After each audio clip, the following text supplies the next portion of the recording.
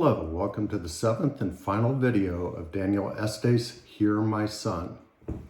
We've already gone over the worldview of Proverbs, values for education, goals for education, curriculum for education, process of instruction.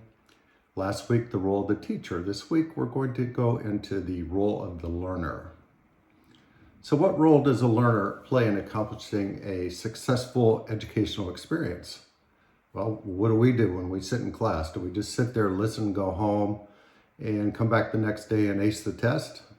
That'd be nice, but it doesn't work that way, does it? No, we have to be an active participant. Proverbs 1 through 9 gives us great insight. There are four prominent aspects of the role of the learner. The first is the learner must receive wisdom. Learner must consciously choose to give attention to the instructor. Attention, so that's where we get pay attention. We must accept the authority of the teacher. So the learner is a receiver. Proverbs uses the words acquire, so acquire knowledge, accept the teaching, and choose, make choices. Proverbs 9:9 says, instruct the wise and they will be wiser still.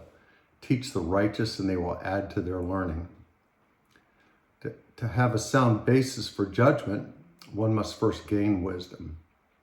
Conversely, those who close their minds to wise teaching have closed the door to accepting wisdom.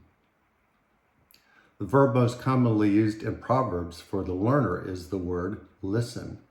If you remember last week, we talked about hear my son and how it was a command basically. And I said that another way to word that would be listen and learn. So the theme is unquestioning obedience to the authority of a wise teacher.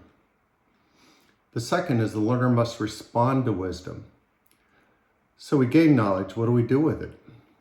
Learner has to be, as I said before, an active participant, must retain and remember that wisdom, otherwise it's of no value. Proverbs cautions to recognize potential problems and take wise action to remedy the situation, particularly if you're getting yourself into it. So you must take responsibility, you must own it, you have to fix it. Grasp the teaching, make it part of the fabric of your life. So the teacher guides to the right path, and the learner must take that path. Back to the word choose. The third is the learner must value wisdom. We can receive and respond to wisdom, but how long will we retain it if there's no value to us? We must internalize a set of specific values. Regarding Yahweh's discipline and instruction, it is the preeminent value in life. So that is our basis, our cornerstone, the thing that we set as our standard to gauge everything else off of. You know, whose wisdom do you want? Well, I choose God's wisdom. Proverbs 3:5a, A means the first half, says, trust in the Lord with all your heart. Pretty basic, isn't it? So my words are value is wisdom. The fourth, the learner must assimilate wisdom. The pinnacle of the role of the learner in Proverbs 1 through 9 is the assimilation of wisdom in their lives.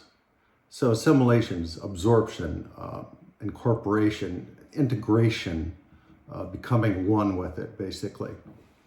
So to assimilate wisdom, the learner must build their life based on the fear and the awe of Yahweh. So devotion to his teachings is very important.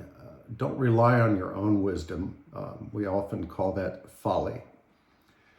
If you thought the learner has no role, think about what you're doing in school right now. You're attending, giving attention to live sessions, you participate, you're reading textbooks, you're thinking, writing papers, completing many assignments, taking tests. Some of these are fun, some are hard, and some bring about a bit of anxiety. Our responsibility is to rise to these challenges, learn, and apply the knowledge in our lives. Knowledge is only useful if it can be applied toward your purpose. Have a great year.